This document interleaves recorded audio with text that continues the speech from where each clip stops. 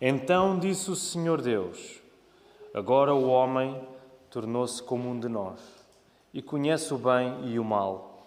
Não suceda que estenda a mão e tome também da árvore da vida, coma e viva eternamente.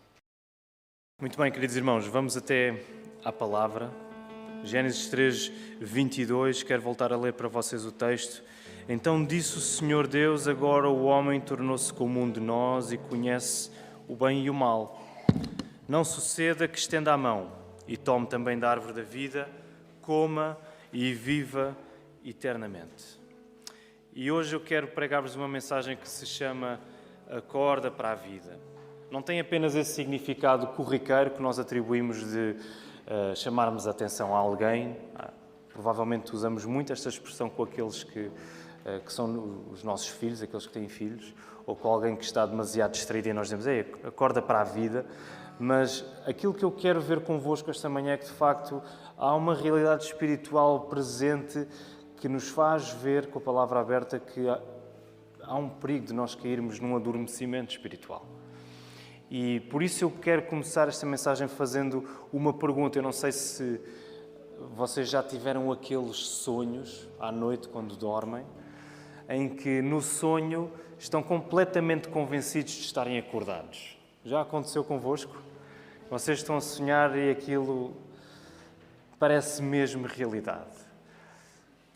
De tal modo que só nos apercebemos que estávamos a sonhar quando quê? Quando abrimos os olhos e quando percebemos: espera lá, afinal era um sonho, não parecia tão real. Às vezes é bom acordarmos quando o sonho é mau, às vezes é mau acordarmos porque queríamos ter permanecido no sonho, quando o sonho era melhor que a realidade que estamos a viver. Mas este é um exemplo para nós percebermos que, com a palavra aqui neste verso, e vamos explorá-lo, nós entendemos que até que Jesus seja a nossa vida, até que Jesus domine nos nossos corações, nós continuamos adormecidos quando julgamos estar acordados. E nós precisamos de lembrar isto todos os dias da nossa vida, até que Jesus domine, até que nós nos coloquemos à sua disposição, ao seu cuidado, até que nós confiemos em quem Ele é e no que Ele fez. Nós vamos permanecer adormecidos, mesmo que tenhamos a impressão de estar acordados.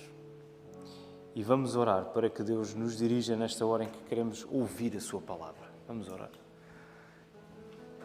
Senhor, obrigado porque este domingo já foi tão abençoador, Senhor, para nós, ao ouvirmos profissões de fé, ao recordarmos a Tua fidelidade na vida da família Santos, Senhor, ao reconhecermos a Tua bênção na família Cavaco, ao louvarmos o Teu nome, ao ouvirmos a Tua palavra lida, orada, cantada.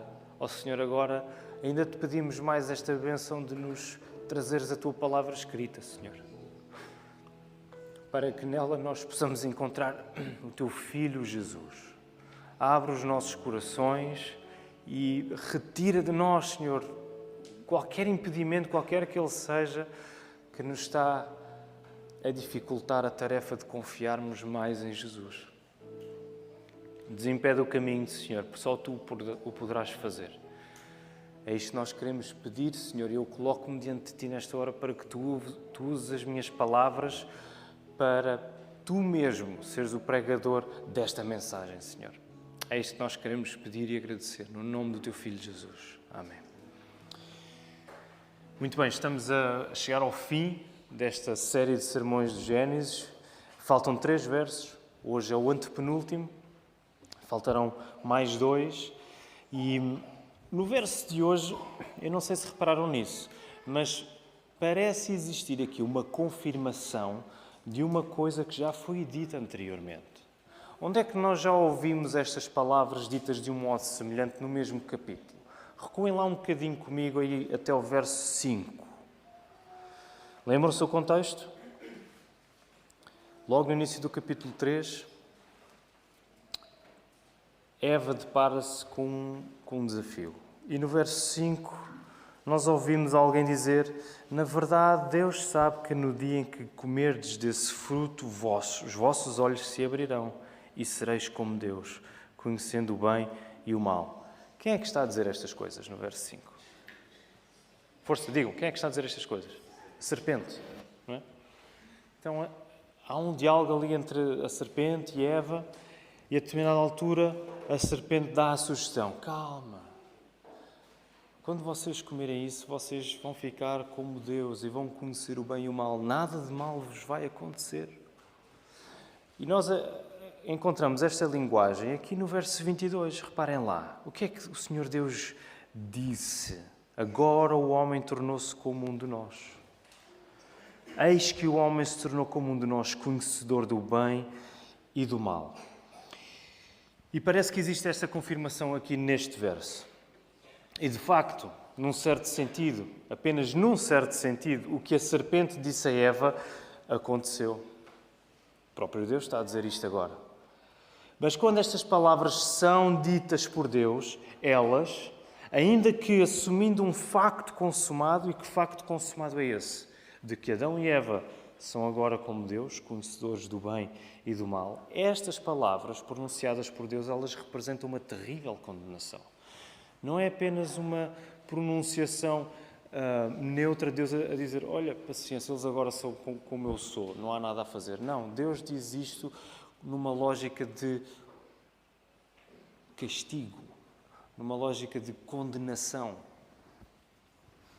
E precisamos perceber o que é que representam estas árvores que entram aqui em cena. A árvore do conhecimento do bem e do mal.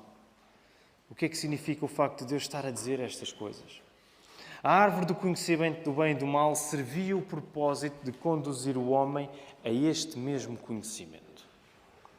Mas como é que isso aconteceria? Como é que Adão e Eva poderiam alcançar o conhecimento do bem e do mal através daquela árvore, se nós sabemos que Deus tinha proibido exatamente: não comam do fruto dessa árvore. Vocês não podem comer o fruto dessa árvore.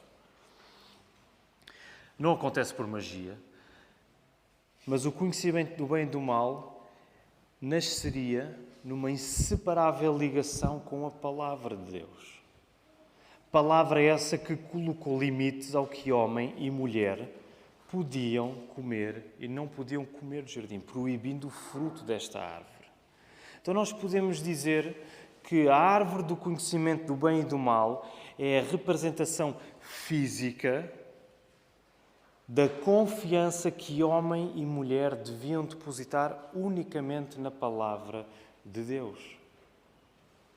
A árvore do conhecimento do bem e do mal é a representação física. Existe, a árvore está ali, é uma árvore, mas ela representa a confiança que Adão e Eva deviam ter na palavra de Deus. Por exemplo, nós encontramos um paralelo ao longo do Velho Testamento. Quando, por exemplo, nós olhamos para o tabernáculo, e no tabernáculo nós sabemos que há o pátio comum, não é? Depois o lugar santo e a zona interdita, o Santo dos Santos, onde só o sumo sacerdote entrava uma vez por ano. O que é que estava no lugar santíssimo, no Santo dos Santos? O que é que estava lá? A Arca da Aliança. Estava lá a Arca da Aliança. Ainda um bocadinho mais à frente. O que é que estava dentro da Arca da Aliança? 3 coisas, mas vamos focar numa delas. Que coisas é que estavam lá dentro? Força? Já disseram a coisa que eu quero, não é? Estavam os 10 mandamentos, o maná e o cajado de Arão, não é? Que tinha florescido.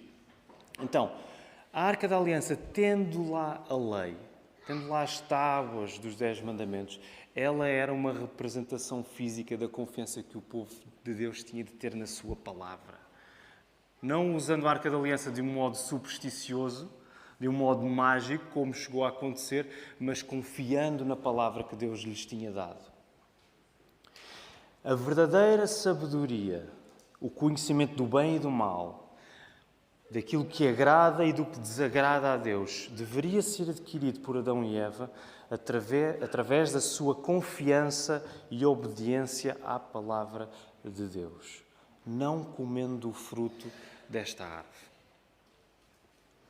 Mas, em vez disto ter acontecido, este conhecimento do bem e do mal, como está a dizer o versículo, ele foi adquirido através da desobediência à palavra de Deus. Adão e Eva tornaram-se conhecedores do bem e do mal, não porque eles dominaram a tentação, mas porque eles foram dominados pelo pecado. Eles não chegaram a receber o conhecimento daquilo que é bom e daquilo que é mau por se terem submetido à palavra de Deus e, nesse sentido, dominando a tentação, mas eles chegaram a esse conhecimento pela via errada. Eles chegaram a esse conhecimento porque eles próprios foram dominados pelo pecado. A sugestão de conhecimento da serpente lá no verso 5, como nós lemos, ela tornou-se essa sugestão na versão atrofiada da sabedoria que Adão e Eva poderiam ter apenas numa relação de dependência total de Deus.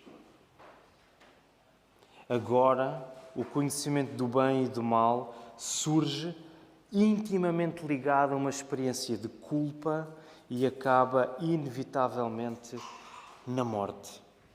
A experiência que Adão e Eva agora têm de conhecer aquilo que é bom e aquilo que é mau surge numa experiência de culpa para eles.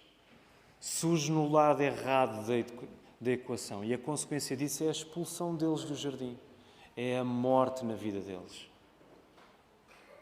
Ao desejarem o conhecimento do bem e do mal por si mesmos, Adão e Eva tornaram-se como Deus, não na confiança, mas na rebeldia, não na comunhão, mas no afastamento. Mas o que é que significa isso? Eles tornaram-se como Deus.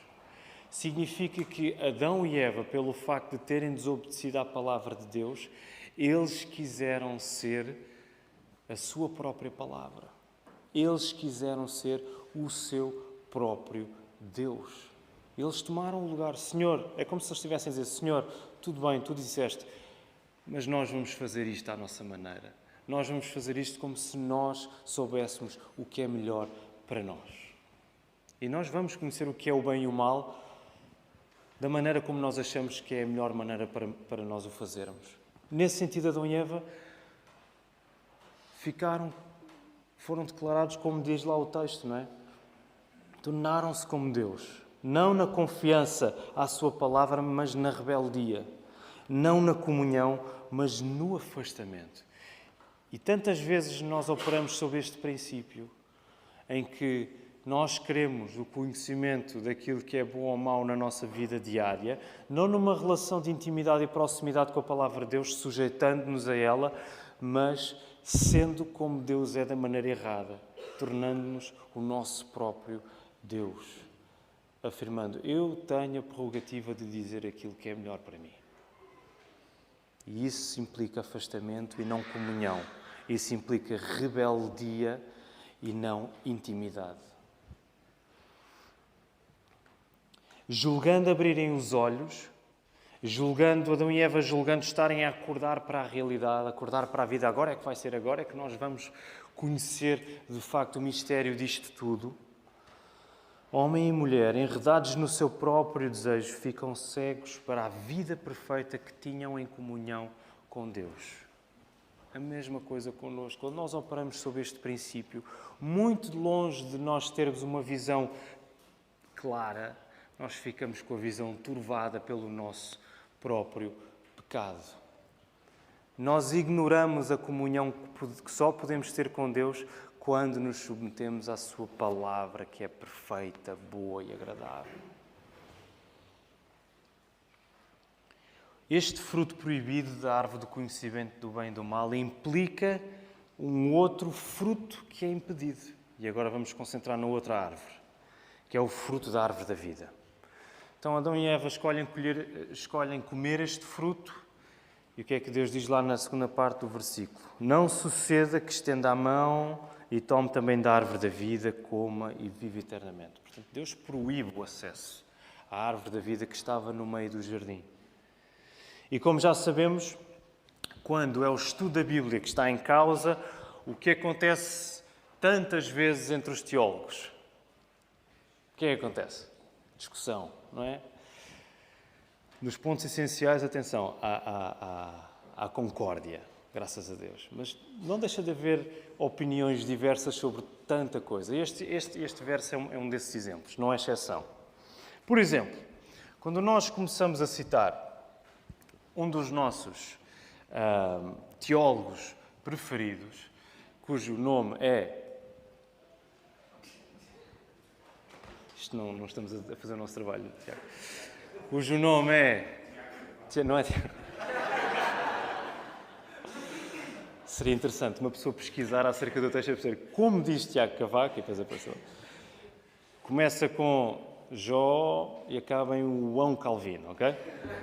João Calvino, por exemplo, o que é que ele defendia? Ele achava que Adão e Eva já comiam do fruto da árvore da vida antes de terem desobedecido. Interessante. Eles já comiam do fruto da árvore da vida antes de terem desobedecido. Outros teólogos afirmam que, por exemplo, que o momento desde a criação de Adão, o momento desde que ele foi formado, criado, e o espaço entre o momento em que ele pecou, desobedeceu, foi tão curto, foi tão pequeno que ele não teve a oportunidade de ir provar o fruto da árvore da vida. Outros teólogos têm esta posição. O que a maioria dos teólogos afirma é que tanto a árvore do conhecimento do bem e do mal, como a árvore da vida, elas tinham uma natureza sacramental. O que é que isto significa, sacramental? Significa que elas, sendo coisas físicas, que existiam de facto, eram árvores que estavam lá, elas, já vimos isso em relação à árvore do conhecimento do bem e do mal, elas apontavam para além de si mesmas, para uma realidade espiritual superior. Símbolo de uma promessa de vida, por um lado, a árvore da vida, e de sabedoria do outro, a árvore do conhecimento do bem e do mal, mediante o cumprimento da condição que Deus tinha dado. E que condição era essa? Não comer do fruto da árvore do conhecimento do bem e do mal. Okay? Portanto, esta é uma posição da maioria dos teólogos reformados. Se nós entendermos que no jardim Adão existia num estado probatório, encontrava-se num período probatório, e vocês perguntam, o que é probatório? O que é que significa probatório? Nos Estados Unidos até é mais fácil compreender porque eles usam esta palavra para um estado de liberdade condicional, que é probation. Não é? O que é que significa probatório? Como? Prova, não é? O Manel, no primeiro turno, disse que era um estado experimental, não é? Então, se nós compreendemos que Adão encontrava-se num período em que ele está à prova, em que ele está debaixo de um teste, não é? Ele está nesse período até que responda ao teste de obediência que Deus lhe colocou. O fruto, o acesso ao fruto da árvore da vida seria a recompensa caso o homem obedecesse. Caso o homem obedecesse não comendo o fruto proibido. Por exemplo, só para terminarmos esta divagação teológica, esta era a posição de, por exemplo, Jonathan Edwards, que era um teólogo importante do século XVIII nos Estados Unidos. Jonathan Edwards até foi um pouco mais longe a dizer, de facto, isto é assim, que a árvore da vida não deu fruto até que o teste tivesse terminado. Portanto, até que o teste de Adão e Eva tivesse terminado, para ver se eles obedeciam ou não, a árvore da vida ainda não tinha concebido o seu fruto. Okay? E vamos ficar por aqui para as nossas mentes não derreterem já. Aquilo que é importante para nós nesta manhã, não tendo o objetivo de entrarmos a fundo nestas posições, é que nós devemos compreender que Deus, ao impedir o acesso à árvore da vida, Ele não permitiu que homem e mulher vivessem para sempre na condição que agora estavam, na condição pecaminosa, na condição de maldade. Isto não pode continuar assim ad eterno. Isto tem de terminar. Eles não podem ter acesso à árvore da vida. A vida eterna era a comunhão com Deus. E a partir do momento em que essa comunhão é quebrada, não resta outro desfecho para o homem senão a sua expulsão do jardim. E, por consequência, barrar a árvore da vida. A morte entra em cena como o castigo último, como um travão a uma maldade que não tem como ser revertida. É interessante pensar nisto assim. A morte não é apenas o castigo último que Adão e Eva agora vão sofrer. A morte funciona também, que sendo o castigo último, ela, nesse sentido, é uma demonstração da graça de Deus, na medida em que a maldade de Adão e Eva não vai continuar para sempre, porque eles eventualmente vão morrer. Portanto, quero animar-vos com o dia da vossa morte. Quando morrermos, é menos uma pessoa que está neste mundo a fazer coisas más. Ok? Portanto, estou a brincar, mas tem este sentido também de a morte trazer um travão à nossa maldade. Isto não vai continuar. Não tendo Peço desculpa. O acesso impedido à árvore da vida não significa apenas que sem Deus vamos morrer um dia. Significa isso também. O facto da árvore da vida estar impedida, o seu acesso estar impedido, significa que sem Deus nós um dia vamos morrer e vamos morrer de qualquer maneira, a menos que Jesus volte entretanto. Mas significa também que sem Deus a morte já é a condição em que nós vivemos. Mesmo aqui, vivinhos da Silva, a morte é a condição espiritual em que nós vivemos sem Deus. Tal como Paulo explica aos Efésios, no capítulo 2, no primeiro versículo, quando ele diz: Deus vos deu vida quando vocês estavam o quê? Mortos nos vossos delitos e pecados. Portanto, nós devemos perceber, até mesmo quando eu vivo, a morte é a minha condição natural, se eu não tiver Deus na minha vida.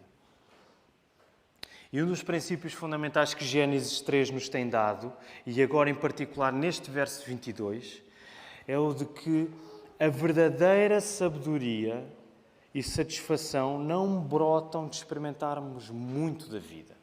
E este normalmente é um entendimento generalizado, é aquela pessoa uma pessoa muito vivida, muito experimentada, muito viajada, ela sabe muito da vida. A verdadeira satisfação, a verdadeira sabedoria não vem daí. A verdadeira sabedoria e satisfação vem do facto de a nossa vida ser uma experiência constante de obediência à palavra de Deus. É totalmente diferente. A verdadeira vida vem do facto de a nossa vida ser uma experiência constante de submissão à palavra. Era isso que estava em causa no teste que Deus colocou a Adão e Eva.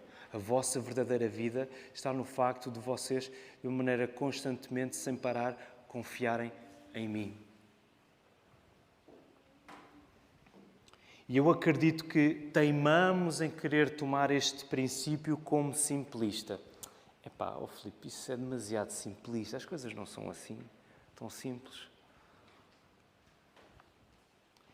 Tal como Adão e Eva, enredados nos nossos próprios desejos, nós acabamos sempre a viver como se as coisas não fossem assim tão simples.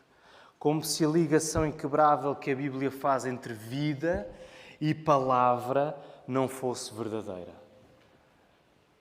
Da mesma maneira como Satanás sussurrou isso, essa ligação não é assim tão verdadeira entre o que Deus vos disse e a verdadeira vida que vos está prometida. Nós operamos muitas vezes debaixo desse princípio.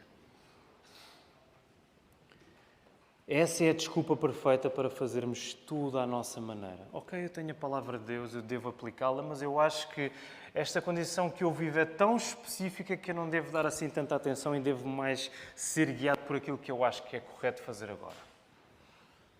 Dar mais espaço àquilo que eu sinto ser o correto, ser feito. Eu estou convencido de que o motivo porque ainda hoje permanecemos em tantos pecados não confessados, tantos pecados não arrependidos e com tão pouca convicção espiritual, é o facto de nós não concedermos que a palavra de Deus tem o poder suficiente para nos dizer o que é a verdadeira sabedoria, para nos dizer o que é a verdadeira vida. E insistimos numa vida que brota do facto de sermos dominados pelo pecado e não na que nasce em nós quando é Deus quem domina. Nós recorrentemente insistimos numa vida que nasce tal como aconteceu com Adão e Eva, quando nasce do facto de nós próprios sermos dominados pelo pecado. E não insistimos na vida que brota quando é Deus quem domina em nós. Deixem-me ir um pouco mais longe, à medida que nos aproximamos do final do sermão. No fundo, nós acreditamos que a complexidade das nossas vidas... Eu sou uma pessoa tão complicada. As coisas na minha vida não são assim tão simples de serem resolvidas. Isto não é bem assim. Nós acreditamos tanto que a complexidade das nossas vidas é uma medalha a ser exibida e não um problema a ser resolvido. Nós acreditamos que, de facto, a dificuldade com que temos em lidar com tantas coisas tomando a decisão certa é mais uma medalha que nós temos para exibir. Eu sou um tipo complicado, eu não regulo de uma maneira simples e direta assim. Que isso às vezes é mais uma medalha que nós queremos exibir aos outros. Dizer, olha para mim, eu sou tão complexo, sou tão profundo. E quando isso na verdade é um problema a ser resolvido em nós. Porque era simples o que Deus tinha dado a Adão e Eva. Meus queridos, vocês têm de confiar na minha palavra. Querem coisa mais simples do que isto? E eles escolheram a complicação que a serpente lhes deu. Sabem, perante a maior complexidade de todas, eu lembro-me sempre de Jesus na cruz, a citar, em plena crucificação, a citar o Salmo 22, dizendo: meu Deus, por que me desamparaste? Que maior complexidade assumida em sofrimento e submissão pode haver do que alguém, do que o Filho de Deus, expressar esta confusão cósmica de dizer ao seu próprio Pai Celestial: porquê é que tu me deixaste? Porquê é que tu me abandonaste? Nesta maior complexidade de todas, que foi ter de lidar com o abandono de Deus, Jesus não presumiu saber mais do que o Pai. Até na pior angústia, Jesus entregou a sua vida por nós nas suas mãos. Perante a maior complexidade de todas, a maior complicação de todas, Jesus exclama isso citando a própria palavra. Não deixa de ser curioso, porque a submissão de Jesus à palavra era tal que até no momento da sua morte ele a cita e ele entrega-se nas mãos do Pai. Nós, por isso, precisamos de entender a complexidade, a dificuldade que nós tantas vezes assumimos como uma coisa boa em nós, como um ídolo na nossa vida. Nós precisamos assumir isto como um ídolo em nós, que está a tomar o lugar de Deus. Porque até que o façamos, continuaremos convencidos de que, bem vistas as coisas, nós sabemos mais do que Deus. Até que nós assumamos esta complexidade como um ídolo, como uma maneira de sermos como Deus da maneira errada, até que nós assumamos isso, nós continuaremos convencidos de que, bem vistas as coisas, nós sabemos mais do que Deus. Porquê é que eu vou por ali? Porquê é que eu vou confrontar o meu irmão em pecado se eu vou sair prejudicado com isso? Porquê é que eu hei de confessar o meu pecado à igreja se eu vou sofrer com isso? Eu sei mais do que Deus. Se vives dessa maneira, então tens diante de ti a demonstração prática de que permaneces a sonhar. Tens a demonstração prática de que permaneces a sonhar. Achas que estás acordado, mas no fundo, continuas a dormir. Ou se quiserem usar a imagem do sonâmbulo, parece que estás acordado a caminhar por aí, mas estás a dormir. E recordamos as palavras de Jesus em João 17:3.